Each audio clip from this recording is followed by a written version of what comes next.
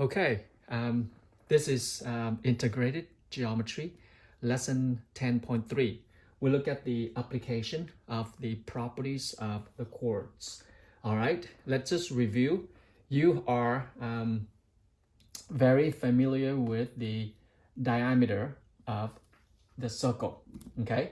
And by nature, you see that diameter of the circle, it divides the circle into two halves. And one half, you call it, let's say this is O, and the diameter AB right here, it divides the circle into two halves. And one half is called semicircle, and you get the idea. Now, we learned another vocabulary, and that is the chord. The chord, on the other hand, is also a segment that has two endpoints, okay, on the circle. And let's call this is CD. Okay, all right, you can see that, right? CD is a chord. AB is also a chord. But you see that AB is the longest chord because it is the diameter. That's the geometric concept, that longest chord when you go through the center of the circle. Now, the CD, the chord CD, also divides the circle into two portions, not half, but two portions. The smaller arc, you call it the minor arc. So right here, this minor arc right here in the red ink, as you see right there. And that is the minor arc, okay? Minor arc CD. And then the other big major arc that we learned from the previous lesson, and that is, let's say, CBD. So here we go. Let me use different color for you, okay? All right, there we go. That is the major arc, CBD. CBD. There we go. Some say, Mr. Chang, can I go CAD? That works too. Can I go DBC? That works too. Can I go DAC? That works too. So this is major arc. Okay. There we go. Okay. All right. Major arc. All right. Here we go. Just give you a heads up that in a circle, the diameter is also a chord, but the longest chord, it divides the circle into two halves, and one half is called semicircle. On the other hand, the CD, the chord, which is not the diameter, the chord, a normal chord, divides the circle in two portions. The small portion is called the minor arc, and the other one is the major arc, okay? Now, let's look into the property and see how the chords relate to the circle. All right, look at this. Here's the first principle on the properties of the chords, and that is in the same circle, okay? In the same circle or in congruent circles, two minor arcs are congruent if and only if their corresponding chords are congruent. I repeat. In the same circle or in congruent circles, two minor arcs are congruent if and only if their corresponding chords are congruent. What do I mean by that? Here we go. If I use, the same measure right here, if I use the same measure of the chord CD, okay, and I now draw another chord with the same segment CD on the same circle, okay, or a congruent circle with center O. If this is, let's call this is X and Y, okay? And I just demonstrated to you that I have chosen for the segment CD or the chord CD congruent to what? XY. Then guess what? Can you tell if you compare now, if the chord CD congruent to chord XY, then what else will also happen? Can you guess? That's correct. The arc that is made up by XY, the arc that is made up by XY also congruent to the arc CD. There we go. Okay, so now that is a very, very beautiful principle that you see that in the same circle or in congruent circles, the two chords are congruent if they intercept. Look right here, let me repeat, okay? The two minor arcs are congruent if and only if their corresponding chords are congruent. So you see right here, okay, did I mess up? Nope. See right here, CD congruent to XY, therefore the arc, okay, CD, minor arc CD congruent to the minor arc XY, vice versa. If these happen, which is the minor arc XY is congruent the minor arc CD, then what would you conclude? Then their chords XY congruent to CD. Okay, vice versa, as you can see in theorem 10.3. You can use one to prove the other. Let's do an example so you can see. Example 1. In example 1, you have two circles, and that is, let me use this same circle right here, okay? And I am now working on example 1 for you. All right? Okay, here we go. What do I mean by that? By this principle? Okay. Look with me in example 1. You have a circle with the center P. There we go. Circle with the center P. Okay. And then in that circle center P, you draw the radius. There we go. And that's P right here. And the radius, I have that right there. And then a chord is right here. And that chord is FG. I'm using the same example in your textbook, guys. Okay, so F and this is G. Okay. All right, over here, we just mark, GF. Okay, now in another circle, notice that you use the same chord. Let's say, there we go, GF, and I just put it right here. There we go, GF. That's right there. Same. This one congruent, the chord, okay? The chord K, J, congruent to the chord G, F. This is how you write that. J, given. This is given, okay, guys? Congruent to G, F. There we go. Can anyone tell me what would you conclude about the arc GF? GF, what would you conclude about GF and the arc? What? JK. That's right. I heard you shout it out. They are also congruent.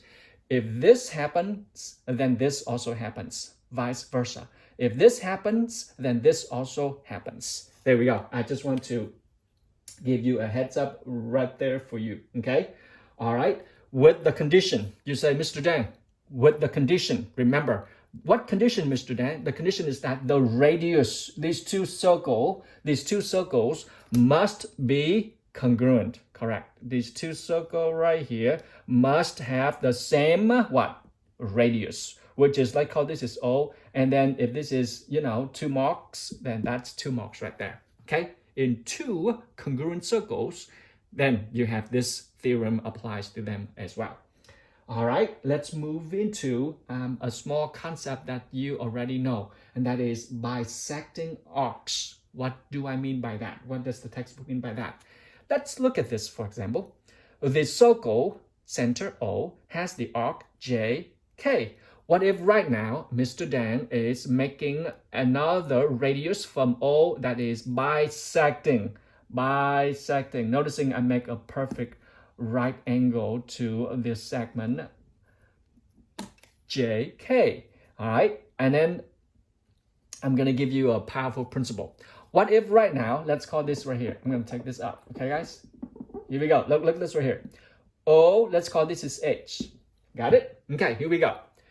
The ray from or the segment OH, I just now say that it bisects, okay? Let's say OH, okay, that segment bisect the ray JK at H.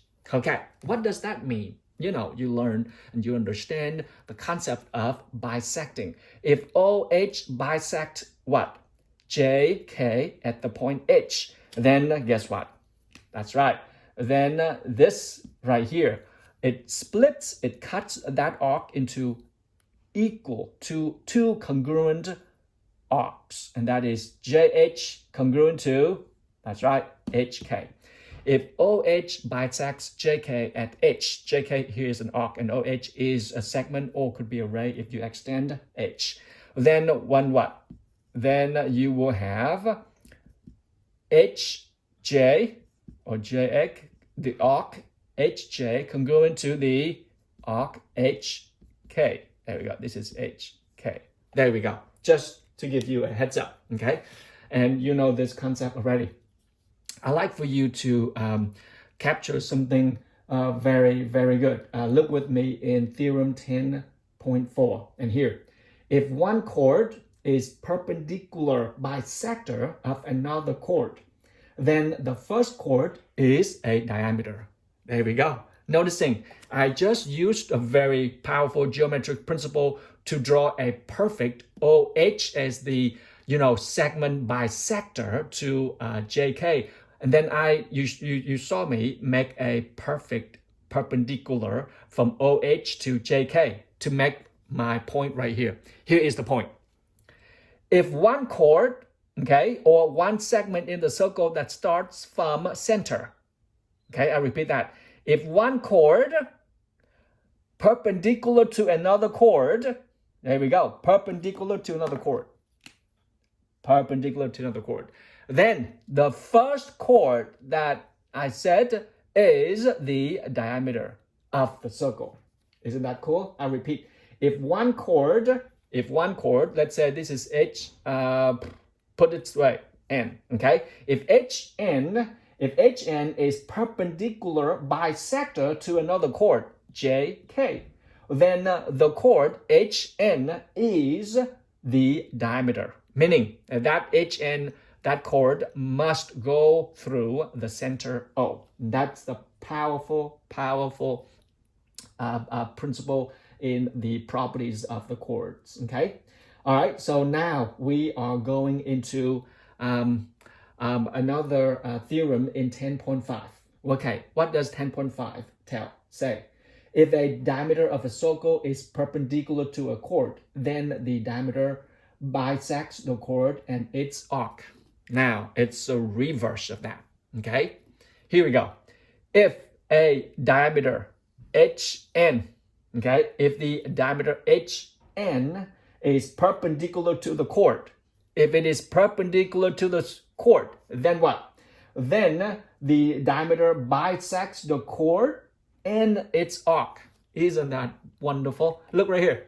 If the diameter HN perpendicular to the chord JK, guess what? It bisect. There we go. Sorry. It bisect that chord into two halves right there.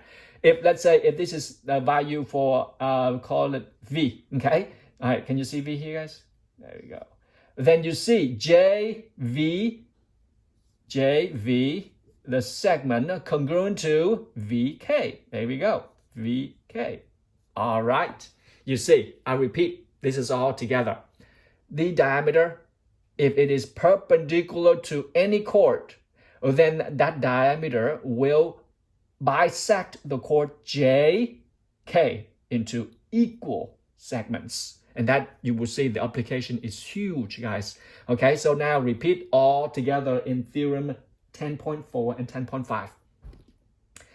The diameter, the bottom line is, the diameter of a circle, if it is perpendicular to a chord, then it bisects that chord and also bisect the intercepted arc of that chord as well. That's it. And that is it right there, okay? So it makes that these two equal each other. Okay, so you see things pretty clear right here. And we're gonna use this to put into really powerful application. Okay, would you look with me in example 2, and you will see how this small concept, powerful concept being applied in real life. Okay, all right, right now you see in our CCA, the baseball field, we have real grass out there and it is pretty cool. And for some reason, our class is assigned to water all the grass, and we need to reach all the bushes that are out there, for example. So how do we put the sprinkler system that reaches to the distance that we desire in a manner that we can save water as well? Okay, here we go. Look at with me. If you look with me in example 2, you will see that the 3 bushes are arranged in the garden. Okay, so the 3 bushes right here. Let's call this is bushes A right there. Another bush right here. Okay, and that is bush B. And this is another bush over here, and that is bush C. Okay, all right. Here is our baseball field with real grass. We want to water them, and you want to put the sprinkler system somewhere so that the same distance will reach all the way to where do we put the sprinkler system, so that when the water goes, it will reach all 3 bushes. How do we do that? You know what? Can I give you a very beautiful application of this? Think of this right here. You need to figure out a center. Where is the center that will, out here that really reach an equal distance from that center to the bush A, to the bush B, and to the bush C? There we go. Your job right now is, Mr. Dang, am I going to put my my sprinkler system, that thing right here? Or do I put, is it right here? Because the distance, how do I make a perfect distance?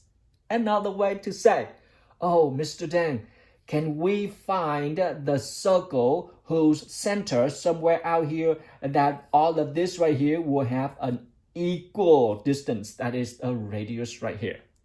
Apply the theorem you just learned. Here we go. Do this with me. Now we are connecting A and B together. There we go. Got it? Connecting A and B. And then what else? Now you are connecting not just A and B, but connecting B and C. There we go. Okay. You guys ready? Next, find the midpoint of AB. Let me see. Find the midpoint of AB. Okay. You see right here. Midpoint of AB. Okay. All right. Here we go. Midpoint from 0 to, let's say, that 3/2. 3/2, so you got right here 1 somewhere right there. Perfect. There we go. Make it half. There we go. Okay, this is half. All right, half. We just bisect segment AB. Let's call it point what? X. Okay, same thing. You are going to measure BC, and this is about 0.7, so that is 2 somewhere over here. There we go. Okay, point, this is Y, and then this cut, this point Y bisect, okay? Or it's a midpoint of BC. What do I do now? From there, I draw a, what guys?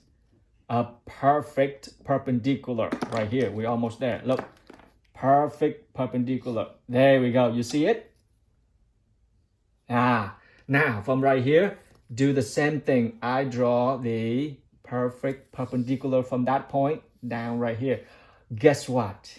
It cut together at the common point. Can you tell me what would this be right here? This is our powerful center. Look, I'm gonna prove to you that the distance from O to A, same thing is from O to B, and same distance as from O to C. There we go. Can anyone prove that?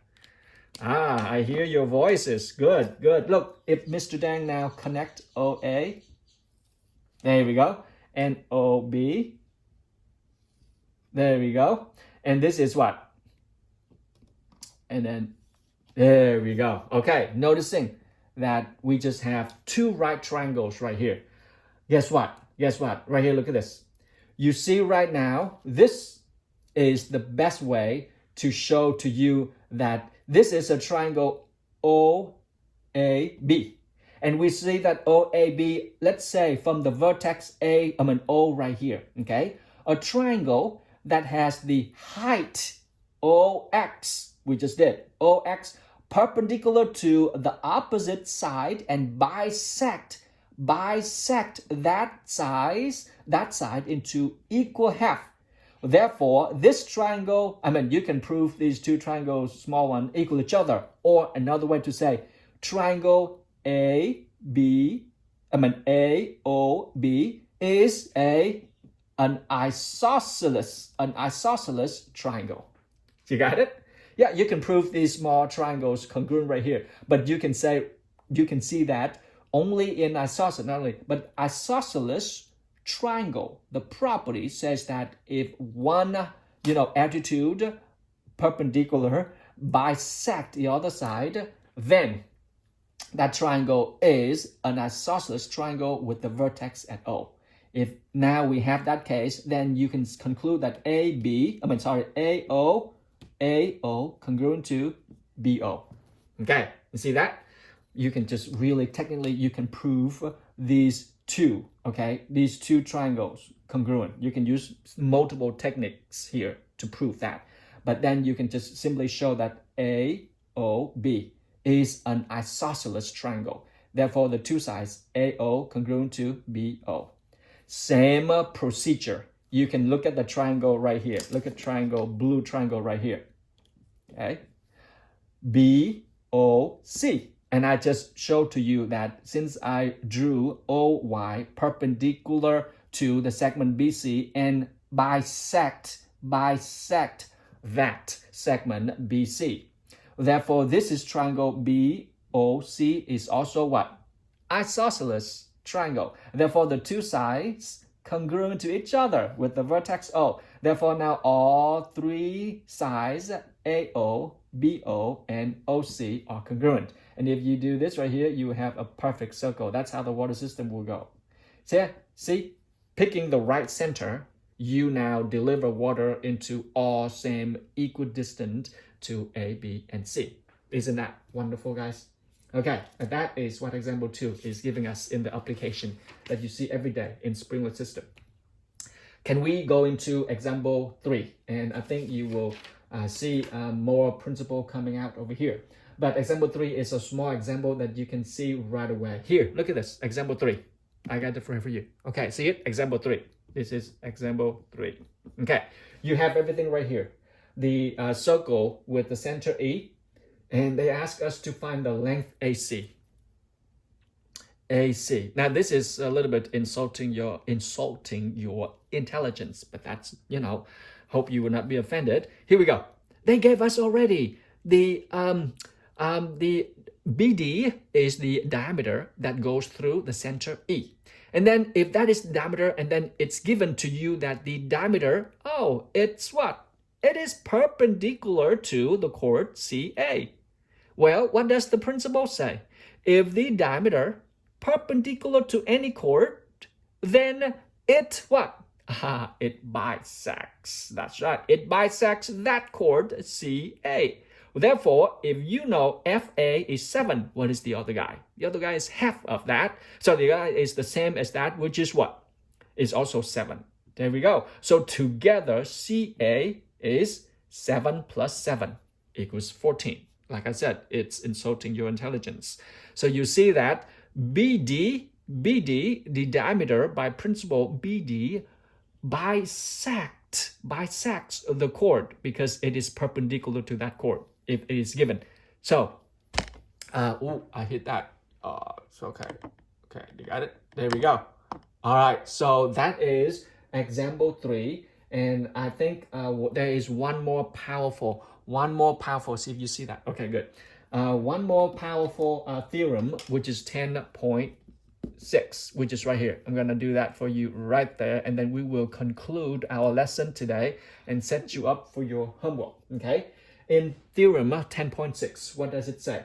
In the same circle or in congruent circles, okay, guys? Same circle right here or congruent circles like that. What happens? Two chords are congruent if and only if they are equidistant from the center. Wow. Let me repeat that.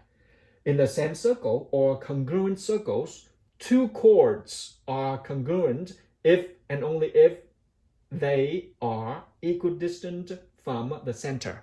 Powerful. Look right here. We are going to demonstrate this real quick, okay? All right, if I have the chord, let's say There we go. I have the chord C, what? CD. There we go. CD. There we go. Now look. I'm going to draw the perpendicular line from the center E to the chord. Use red ink for you. Right here. If I draw a perpendicular line to that guy, right there, okay? That's the distance from the point E to the chord CD. And that's called, this is right here, what they call it G. Okay, guys, we learned from the previous lessons. Can you still see? Okay, I hit the camera several times. I hope it's still there. Okay, look at this. Look at this. From previous lessons, how do I find the distance from the point to the line? The shortest distance from the point to the line is the line that is perpendicular from that point outside of the line to the perpendicular point to that line right there. That's the shortest distance. And now, theorem says that in the same circle or congruent circles, two chords are congruent if and only if they are equal distance from the center.